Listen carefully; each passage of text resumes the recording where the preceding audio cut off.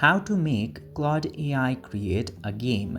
Now, if you want to create a game using Claude AI, you just simply need to open Claude AI and go to the chat section. And once you go there, tell Claude AI to create a simple game or a complicated one if you want to make that. And after that, enter the prompt which you would like to use in order to create a game. For example, in my case, I have told Claude to create a simple game like Floppy Bird, but with finite ending.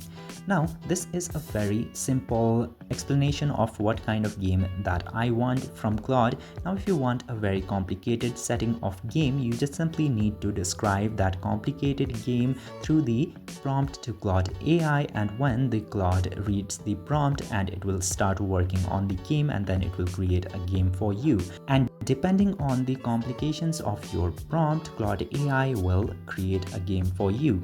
Now, Claude AI have created this floppy finite game for me. You can just simply open it and play it from here.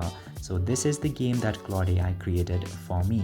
I hope this video was informative. If yes, don't forget to hit that subscribe